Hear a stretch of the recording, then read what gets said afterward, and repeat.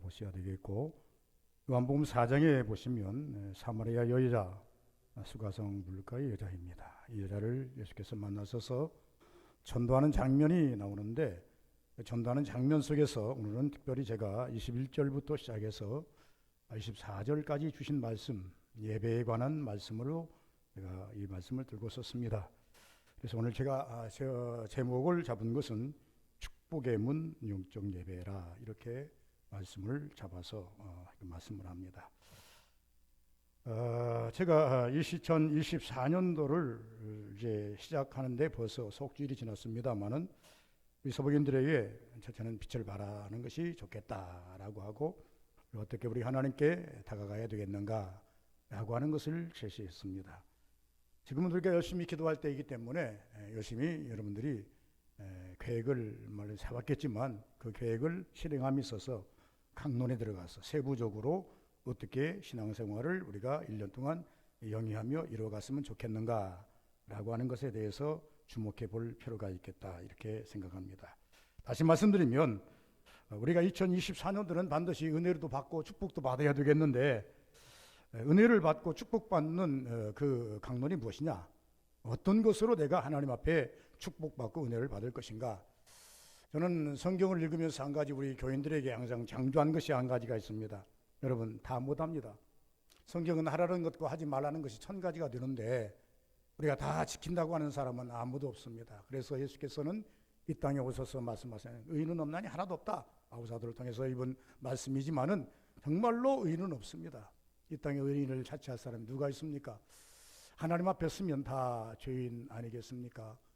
제가 이번 주에 어디를 갔다 오다가 이제 극동방송 이제 사이클을 맞추고 운전을 하고 오는데 중간에 들었습니다만은 세계적으로 유명한 우리 한국 소프라노 이제 성악가가 나와서 잠깐 간증하는 것을 들어봤습니다. 그분의 간증의 뒷부분에만 제가 들었는데 그분이 이렇게 말합니다.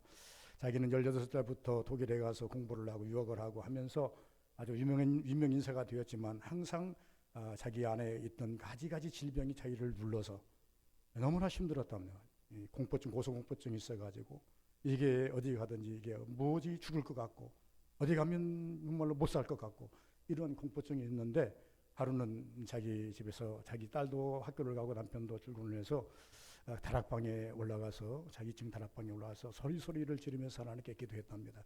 하나님, 이 질병 때문에 아무것도 할 수가 없어요. 아무것도 할 수가 없어요. 라고 몸부림치면서 울면서 기도했더니 정말로 그분이 이렇게 대답합니다. 하나님께서 최초로 내가 하나님의 음성을 들었노라고. 생생하게 하나님께서 음성이 들리는데 이름을 부르면서 야, 너 나 믿느냐? 라고 깜짝 놀랐답니다. 하나님, 내가 하나님 믿죠. 누구를 믿겠습니까? 그래 하나님께서 주신 말씀이 너는 나를 믿노라 하면서 나를 만유리 여겼다 라고 하는 거예요. 그 뒤에는 여러분 은사를 체험하신 분들은 알 것입니다.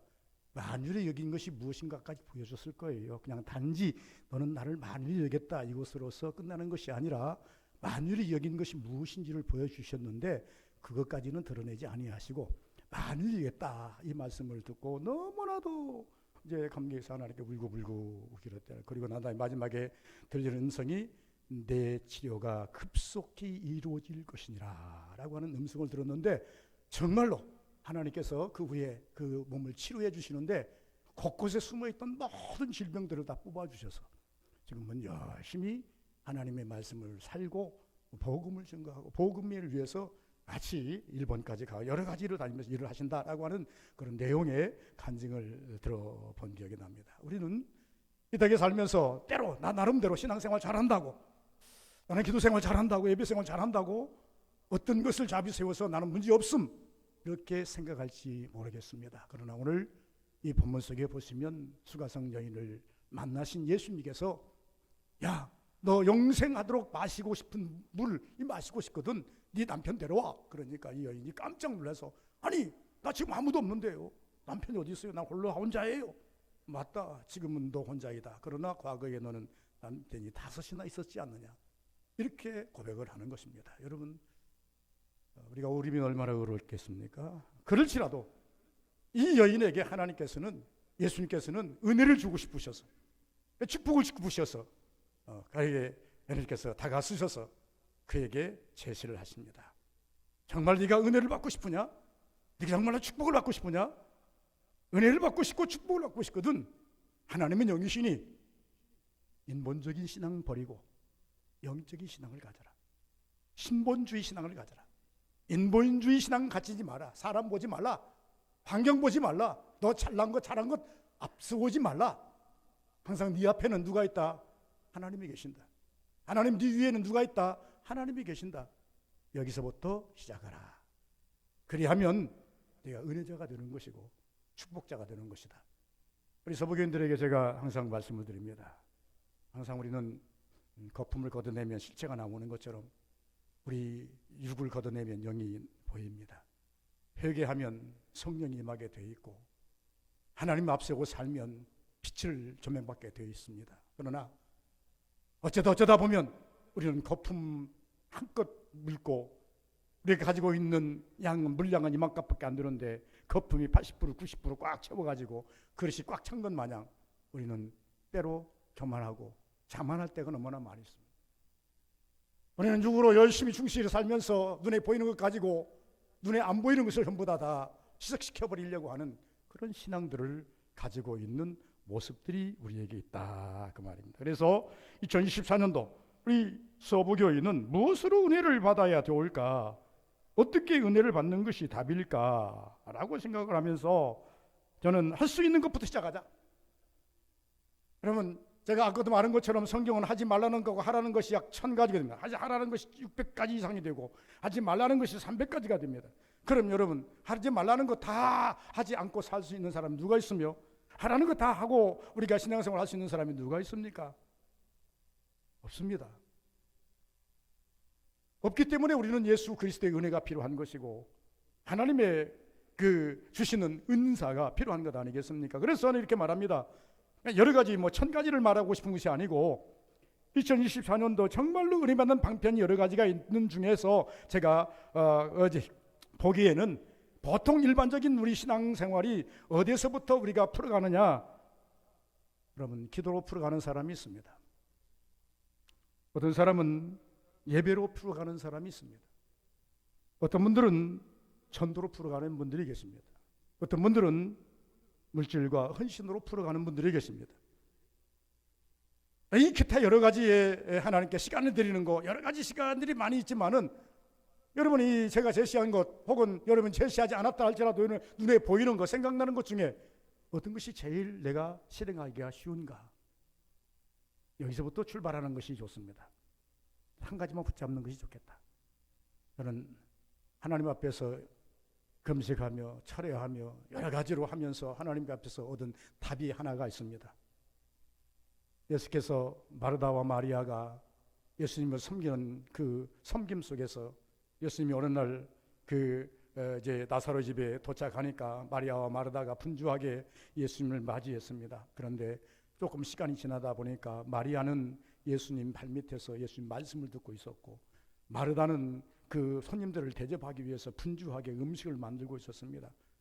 마르다는 마르다 나름대로 좋은 것, 많은 것, 그리고 맛있는 것을 대접하기 위해서 예수님이 주시기 위해서 자기가 가지고 있는 모든 실력을 다 발휘한 손발이 모자랍니다.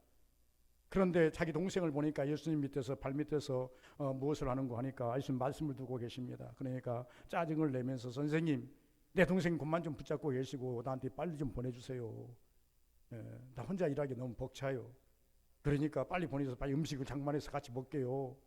예수께서 그 말씀을 들으시고 이렇게 말합니다. 마르다야 마르다야 한 가지만이라도 조가니 빵 하나만 내놔도 된다. 나를 대접하는 것이 여러 가지 필요 없다. 빵 하나만 내놔도 된다. 그런데 마리아는 이 좋은 것을 택하였으니 빼앗지 못할 것이다. 한 가지만이라도 라고 하는 그 말씀에 저는 꽂혔습니다. 그래 목사이지만 성경에 말한 그 천여 가지를 다 할 수 없으니 한 가지만이라도 제대로 해보자. 기도해 한번 도전해보자. 하나님 앞에 11조에 한번 도전해보자. 하나님께 시간 드리는 것에 한번 도전해보자. 어쨌든 하나님께 이것에 도전해보자. 이렇게 강론으로 잡아서 하나님께 기도하고 나가다 보면 어느 때인가 그 열매를 따는 것을 가끔씩 느낄 때가 있습니다. 그래서 우리 서부교인들에게도 2024년도에 여러분 열린 은혜, 열린 축복 받아야 할 거 아니겠습니까? 하나님 주시고자 하는 약속의 복 받아야 할 거 아니겠습니까? 그러면 이 복을 그냥 주시나요? 하나님은 절대 공짜가 없어요. 그냥 주시지 않아요. 교회 와서 그냥 가만히 앉아있으면 줄 것 같이 생각하지만요, 절대 그럴 수 없습니다. 힘쓰는 자의 것이라 그랬어요. 구하는 자에게, 찾는 자에게, 문을 두드리는 자에게 그 목적대로, 그 소원대로 이루어 주신다 그랬어요. 성경이 말합니다. 금을 달라 하면 눈을 주고 은을 달라면 금을 주겠느냐? 혹은 너희 자식들이 떡을 달라 하면 뱀을 주고, 혹은 너희 떡을 달라 하면 돌을 주고, 생선을 달라 하면 뱀을 줄 부모가 어디 있겠느냐? 구하는 대로 주신다고 말씀하셨습니다. 그러므로 우리 서부교인들은 적어도 오늘 1년을 지나면서 나는 어떤 것이 제일, 어떤 부분이 제일 하나님 앞에 나가서 복받기에 제일 적합한 나의 컨셉인가? 이것을 계산하셔서 이것으로 여러분 승부를 보았으면 좋겠다라고 말씀을 좀. 그러므로 오늘 저는 예배를 먼저 여러분들에게 제시를 합니다. 예배를 통한 복이 어떤 복인가? 과연 예배를 통해서 무엇이 열리는가? 어떻게 열리는가? 이것을 좀 잘 기억했으면 좋겠다. 그렇습니다. 그래서 축복의 문, 여러분 하늘문은 축복의 문입니다. 그리고 난 다음에 이 축복의 문을 여는 것은 저는 볼 때 영적 예배이어야 합니다. 아무렇게나 연다고 열린 것이 아니라 축복의 문, 영적 예배, 이렇게 명정을 잡았습니다. 예배는 아무리 강조해도 부족함이 없는 강조입니다. 창조 이후부터 지금까지 예배는 성공과 실패의 갈림길이었습니다. 최초의 예배자인 가인과 아벨, 누구 예배를 받으시고 누구 예배를 패하셨나요? 아벨의 예배는 받으시고 가인의 예배는 패하셨습니다. 그까지 우리가 다 따져서 이야기할 수는 없겠지만은 여러분 성경을 잘 아시기 때문에 저도 우리는 가인의 예배가 아닌 아벨의 예배로 가는 것이 정답이 아니겠는가라고 하는 것입니다. 때로 야곱의 예배와 에서의 예배라고 합니다. 물론 예배드리는 적은 에서는 있지 않습니다. 그렇지만은 예배자로서 야곱은 교인이지만 예배자로습니다. 그리하므로 이 야곱은 나중에 이스라엘로 변해서 축복받는 자의 반열에 서는 것을 우리가 볼 수가 있습니다. 다윗과 사울의 관계성을 볼 때 예배의 중요성이 얼마나 좋은가를 잘 알고 있습니다. 사울왕은 만유리 여기는 예배를 하나님께 드렸고 다윗은 진정의 예배를 하나님께 드리심으로 말미암아 역대상에 보니까 다윗의 집은 점점 흥왕하여 가는데 사울의 집은 점점 약해지더라라고 말합니다. 그 시점이 어느 시점입니까? 하나님 앞에 예배드리는 시점부터 시작해가지고 다윗은 예배를 통해서 점점 그 왕가가 왕성해가고 풍성해가고 성공해 가는데 사울왕은 점점 퇴락해가는 그런 모습을 볼 수가 있겠다 그 말입니다. 모두가 다 이 성공과 실패의 삶 속에 있었던 이 모두가 다 하나님을 믿는 자들이었고 하나님을 찾는 자들이었다는 것을 먼저 아셔야 됩니다. 예배는 하나님과의 나와의 관계성이기 때문입니다. 그래 하나님과의 관계는 첫 단계는 하나님과의 만남인데 하나님과의 만남이 하나님과의 만남의 제일 좋은 덕목은 예배를 통한 만남. 예배를 통한 만남. 다시 말하면 예배는 죄인된 내가 거룩하신 하나님과 한 공간에 같이 있다라고 하는 역사입니다. 역대상 8장에 보면 솔로몬이 교회를 짓고 하나님께 낙성식, 헌당식을 합니다. 제가 우리 정대영 집사님을 만나서 이야기를 했습니다. 그랬더니 2, 3월 달이면 조금 더 많은 액수를 하나님께 11조를 드릴 것 같습니다. 그래서 2, 3월 달을 기다리며 기도했더니 1월 달에 이루어졌습니다. 그리고 또 그 후에 제가 미션을 또 더 드렸습니다. 믿음으로 받으면 집사님 것이고 안 받으면 그냥 내 기도의 제목입니다.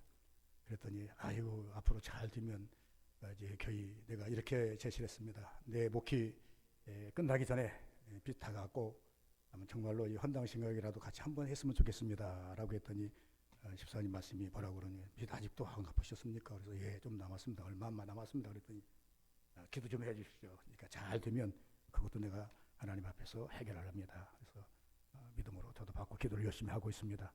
하나님께서 허락해 주시면 되겠지요. 그것은 인간이 해야 하는 일은 아니니까 기도할 따름인 것이고요.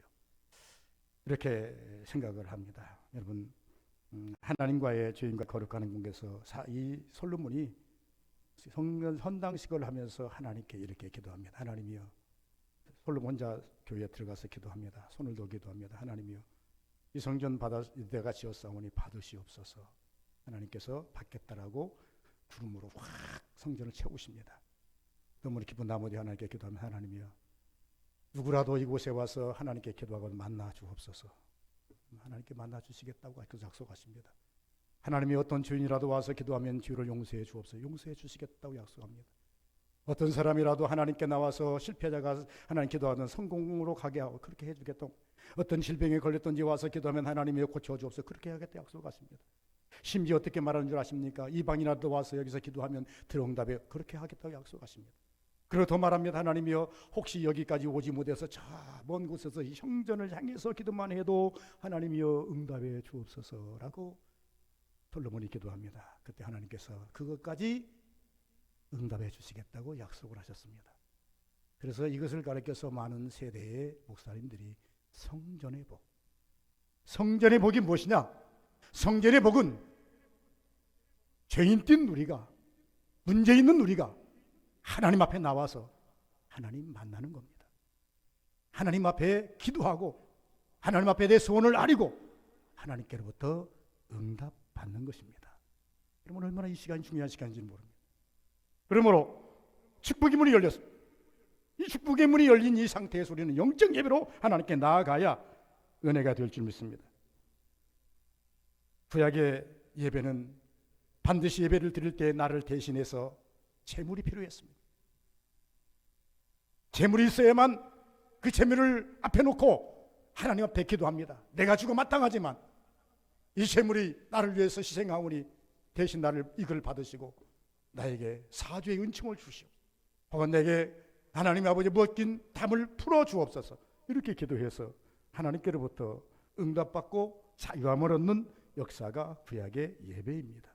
그러나 신약의 예배는 오늘 우리 주 예수님께서 말씀하시기를 너희가 예배 드릴 때가 원하니 곧 이때라. 하나님이 원하시는 예배는 신령과 진리의 은혜니라. 진정과 진정의 은혜니라. 영적 예배니라. 이 예배를 드리면, 영적으로 드리면, 진정으로 드리면 하나님께서 반드시 이 예배를 받으시겠다. 그러면 우리가 진정으로 드리는 예배는 무엇일까요? 신약에서는 여러분 보이지 아니하는 제물이 있습니다. 구약에는 눈에 보이는 제물, 양, 소, 삐들기 혹은 소제, 번제, 화제 이런 것들을 갖다가 드리지만은 신약은 그렇게 드리는 게 아니라 여러분요, 항상 예배 드릴 때에 십자가에 달리신 예수입니다. 그냥 예수가 아닙니다. 십자가에 달린 예수를 여러분 앞에 제시하고 그를 통해서 예수님 하나님께 나와서 엎드리는 것입니다. 내가 주의 은혜로 여기 왔사오니, 주의 사주의 은총으로 내가 이 시간 하나님 앞에 엎드렸사오니, 주여 내 죄를 용서하시고 나를 받으시옵소서.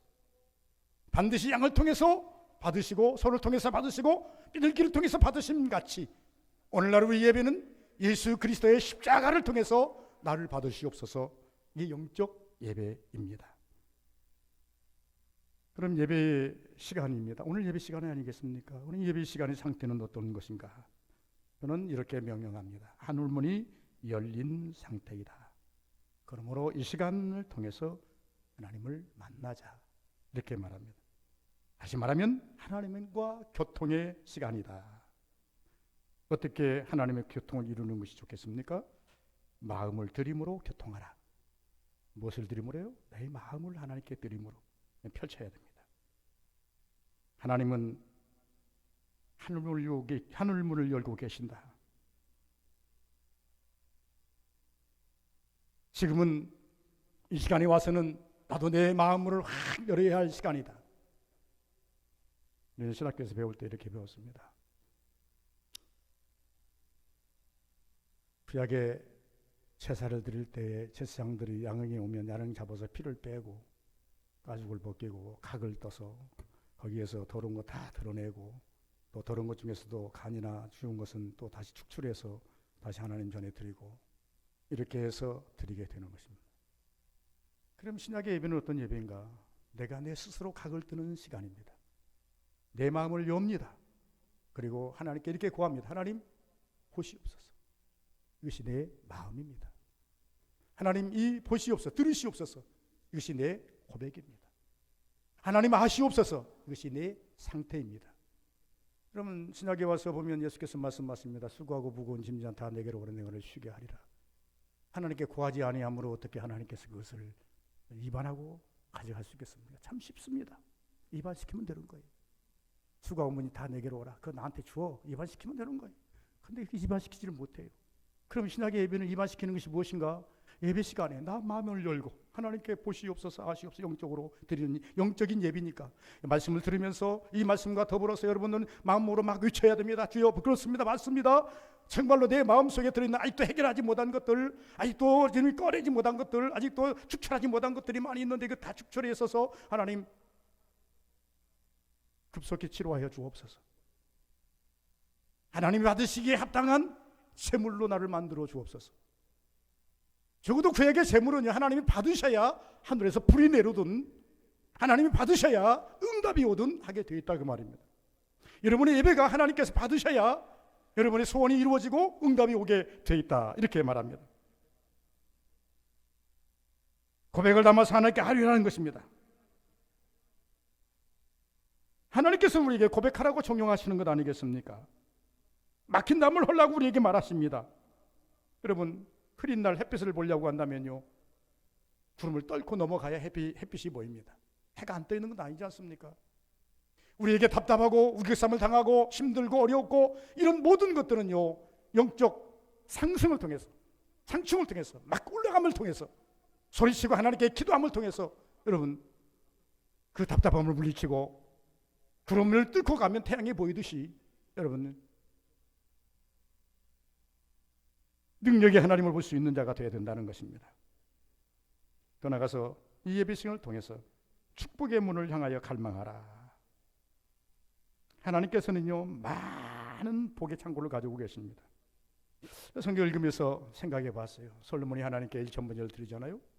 그러니까 하나님께서 밤에 나타나 솔로몬아 내가 너의 모습을 보았고 내가 정말로 감동받았다. 나도 너에게 줄 것이 하나 있는데 딱 하나만 얘기해라. 내게는 너에게 줄 것이 창고가 너무나 많은데 창고문 하나만 열어주겠다. 창고문 하나만 열어줄게. 그러니까 솔로몬이 하나님 나이 어린 내가 왕이 되어서 이스라엘을 다스린다는 것이 너무나 두렵습니다. 그러니 나에게 지혜를 주옵소서. 그러니까 하나님께서 뭐라 그랬어요? 네가 어려운 것을 구했도다. 아무나 주는 것이 아닌데 귀한 창고로 내가 정말로 아끼는 창고를 내가 열어야 되는데 귀한 것을 하나님께서요 솔로몬이 하나를 구했더니 창고를 3개를 열었어요. 하나는 너에게 지혜도 주겠고 너에게 부도 주겠고 재물에 많은 창고도 열어주겠고 그리고 너의 생명이 긴 장수의 축복도 내가 내려주리라. 하나를 구했더니 하늘문을 3개를 열어주셨어요. 여러분 야곱이 도망가다가 베델에서 잠을 잡니다. 잠을 자는데 너무나 두려워요. 맹수들이 울음소리도 있고 혼자 그 걸판에서 사막에서 잔다는 것이 쉬운 것이 아니에요. 그런데 참 자는 것도 아니고 아닌 것도 아니고 어쩔 수 없이 피곤한지라 돌베개 하고 쪽을 튀고 자고 있는데 자는 순간에 하늘문이 열립니다. 하늘문이 열리더니 사닥다리가 쫙 내려오더니 오르락 천사들이 오르락 내리락 합니다. 여러분 얼마나 황홀했을까요? 야곱이 믿음의 좋은 사람은 좋은 상태는 아니지만 그래도 두려움 안고 잠을 자다가 하늘문이 열린 것을 보고 너무나 기뻐서 그곳에다가 성혼을 해버리지 않습니까? 그리고 여기도 하나님이 계시거늘 여러분 하나님이 계신 곳에서는 반드시 하늘문이 열린 줄 믿으시기 바랍니다. 여러분의 가정이 하나님이 계신다고 믿으십니까? 항상 여러분 가정을 향해서 하늘문을 열고 계십니다.